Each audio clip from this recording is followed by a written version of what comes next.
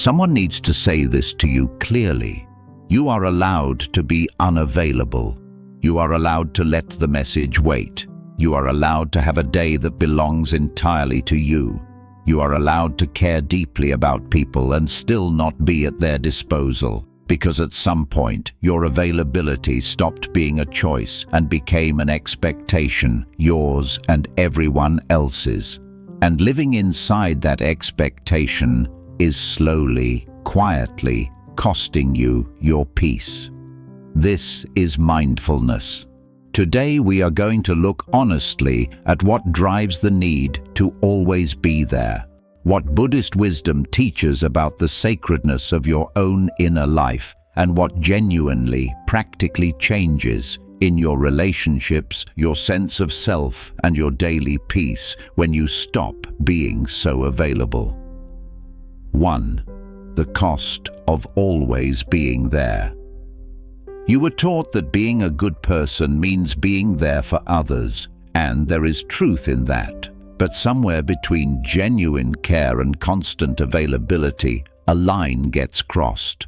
And most people cross it so gradually they never notice until they are standing on the other side, empty, resentful, and unsure how they got there. Think about how much of your time and attention is given before you even check in with yourself. The message that arrives and pulls you away from your own thoughts. The call you answer even when you are in the middle of something that matters to you. The friend who needs to talk again about the same situation, and you listen again because you always do. You are the person people count on, and that sounds like a compliment. For a long time, you believed it was.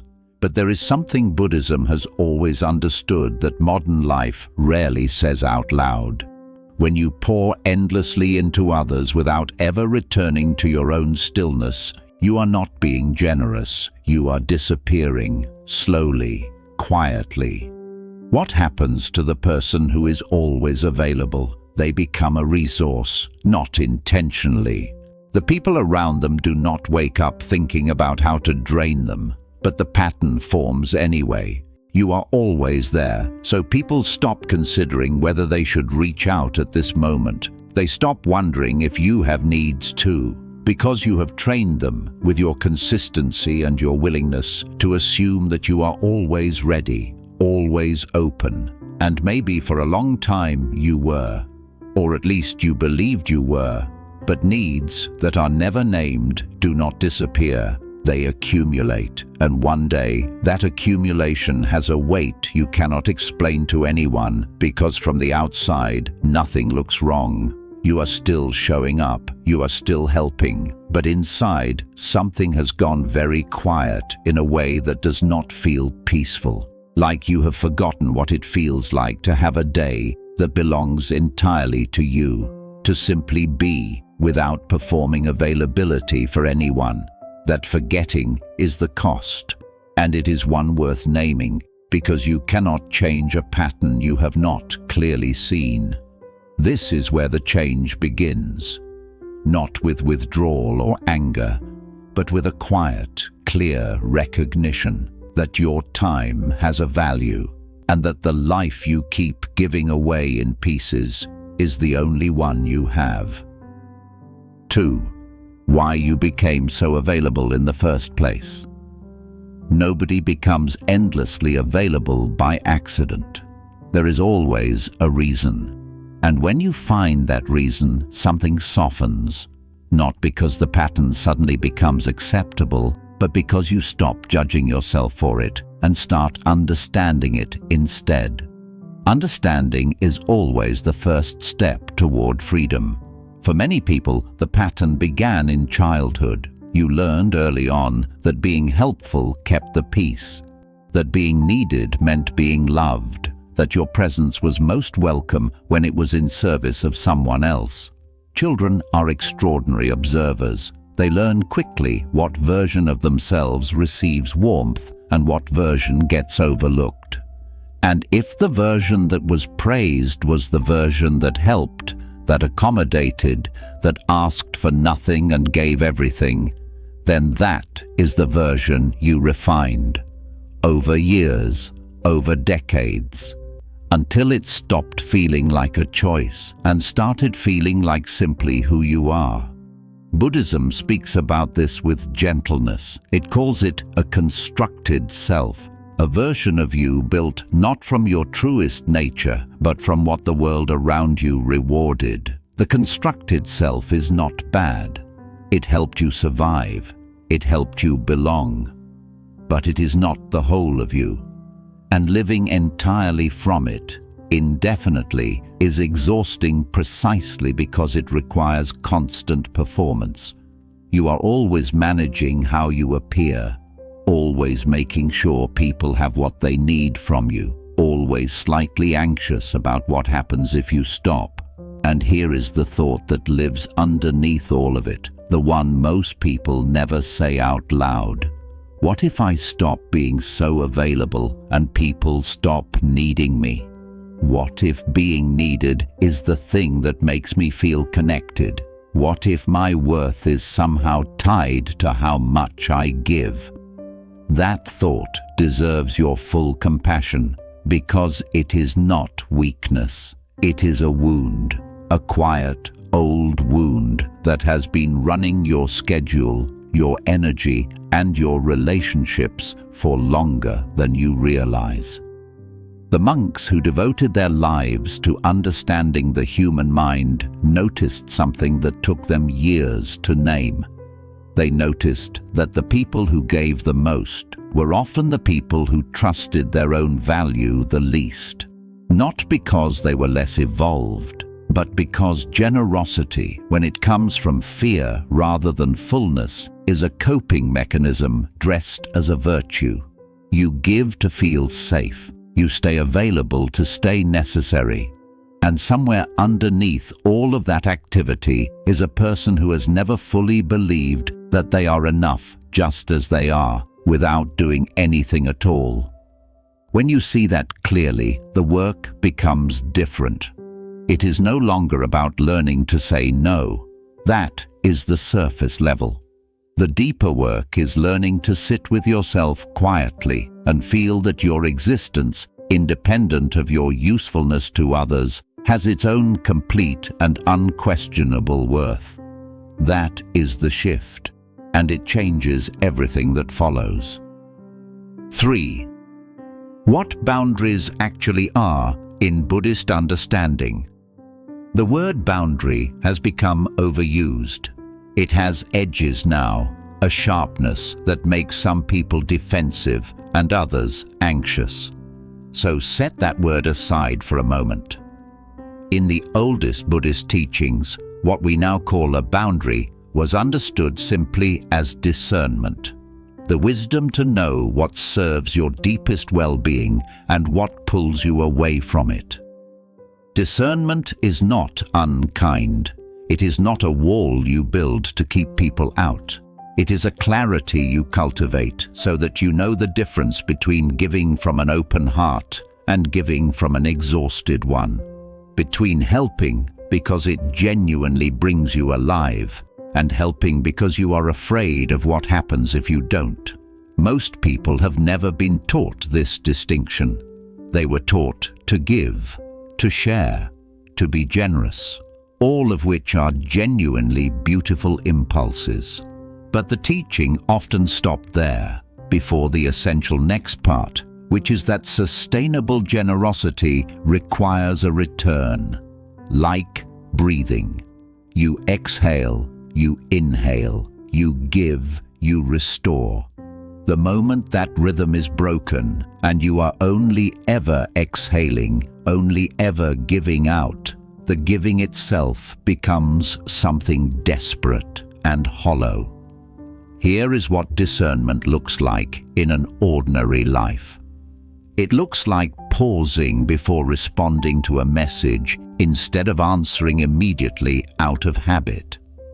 It looks like asking yourself, honestly, whether you have the energy to give what this person needs right now, or whether saying yes will leave you with less than you need for yourself. It looks like recognizing that some requests are not really requests at all. They are assumptions, assumptions built on your history of always saying yes. And this is the part most people find uncomfortable. When you begin practicing discernment, some people around you will react. They will feel the change before you have said a single word about it. Because your behavior has been a kind of promise you never consciously made, and now that promise seems to be shifting. Some will ask if you are okay. Some will be confused. Some will be quietly frustrated. That reaction is not evidence that you are doing something wrong. It is evidence that the pattern was deeply established. Real love, in the Buddhist understanding, is not merging. It is not being so available that you lose the distinction between yourself and the people you care about. Real love holds space. It allows. It is warm without being consumed. It is present without being constant. When you understand boundaries as discernment rather than rejection, they stop feeling like something you do to people. They become something you do for the life you are actually here to live. 4. The silence that returns when you stop. There is something waiting for you on the other side of constant availability. Most people have not felt it in so long they have forgotten it exists.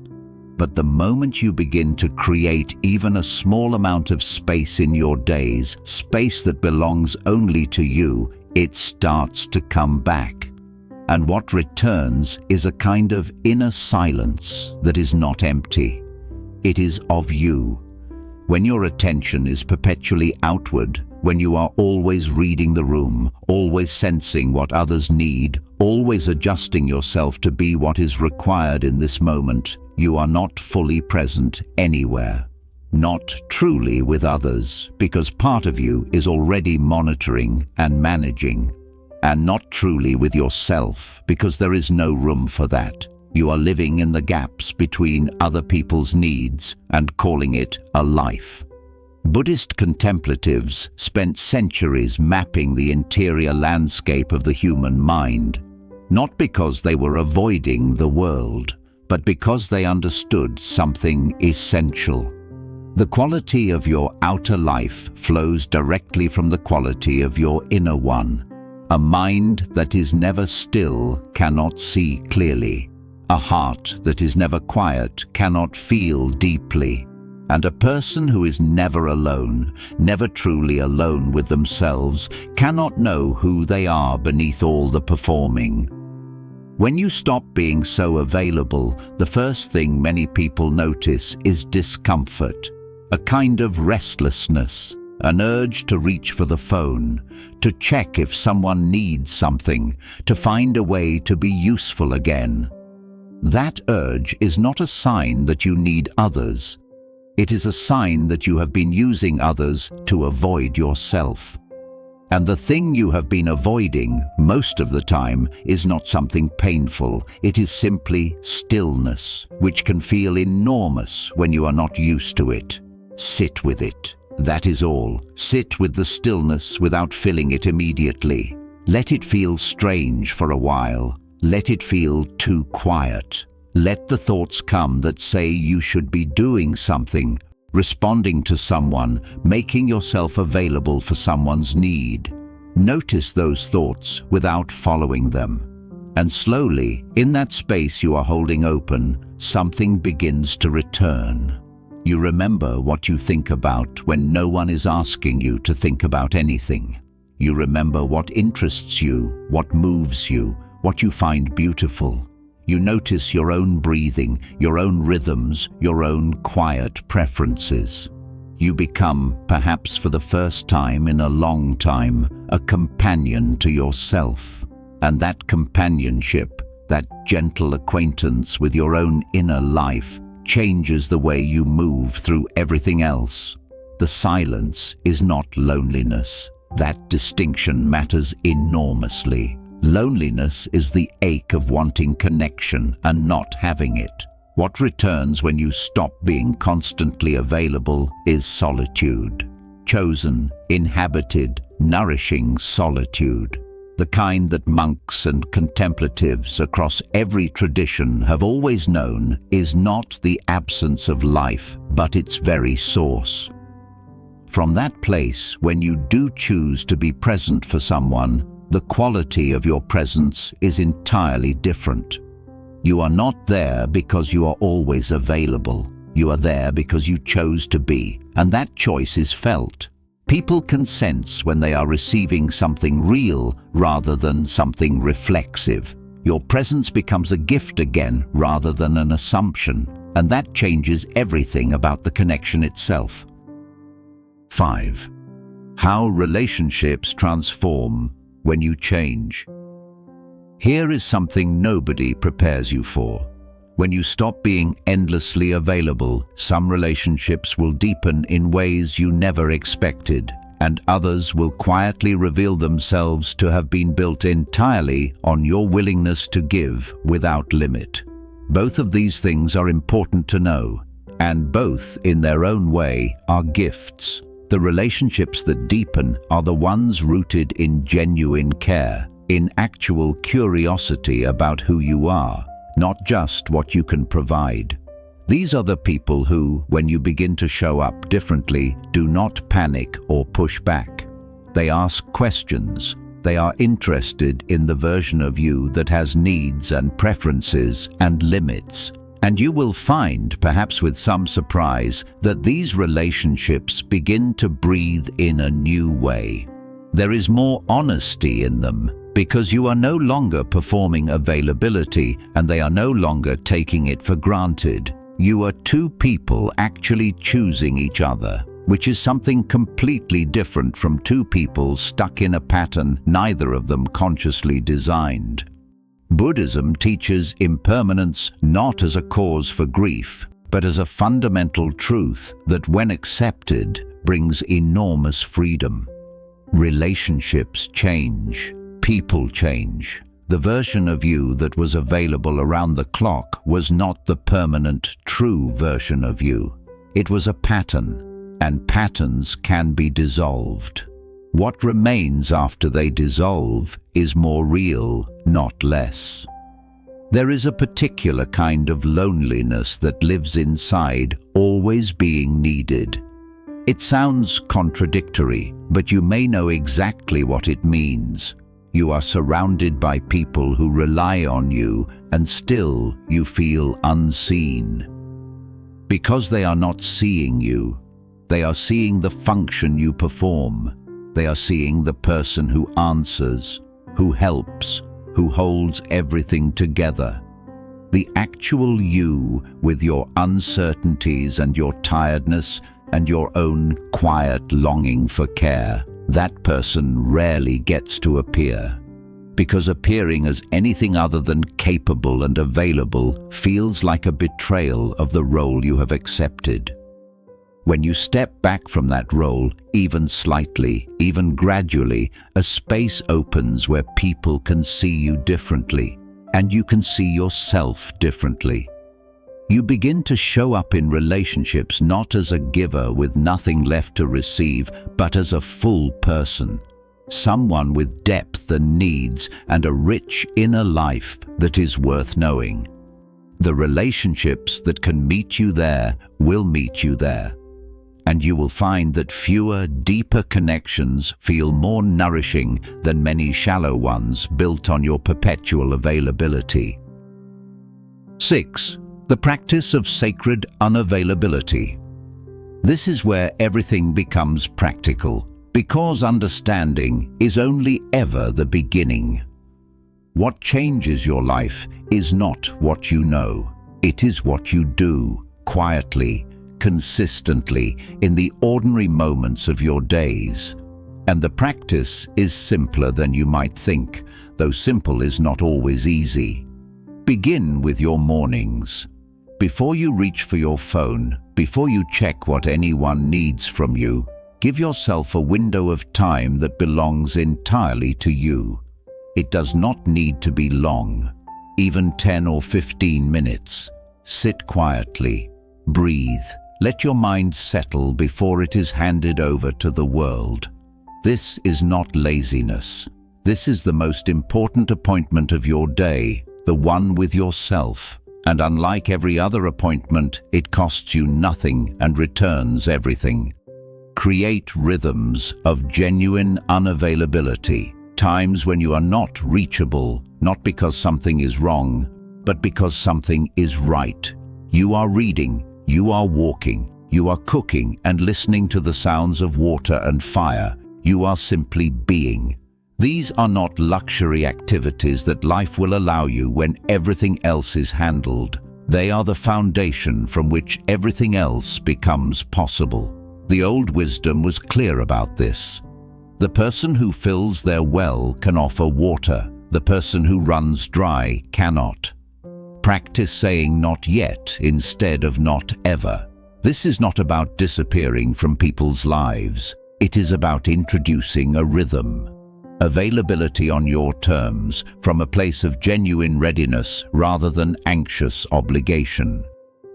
When you are truly available, be fully there. When you are not, let that be equally true. Do not half show up while resenting the showing up. Either come fully or say honestly that now is not the right moment. And finally, return to stillness as often as you can. Not as a reward after you have done everything for everyone, as a practice, as a discipline, as the ground you stand on. The Buddhist understanding of equanimity, that quiet, unshakable steadiness, does not come from circumstances being perfect. It comes from a person who has learned to return to their own center, again and again, no matter what is happening around them. That center is always available, not to everyone else, to you. And finding it, protecting it, returning to it, that is the whole practice. Everything else grows from there. You do not have to announce this change. You do not have to explain it or justify it. You simply begin. One pause instead of an immediate answer. One morning that belongs only to you. One moment of choosing stillness over reflexive availability. That is enough to start. And over time, that small shift accumulates into something unrecognizable from where you stand right now. A life that feels like yours. If this spoke to something in you, stay close to this channel. There is more here for people who are finding their way back to themselves. You are not alone in this, and you are not too late.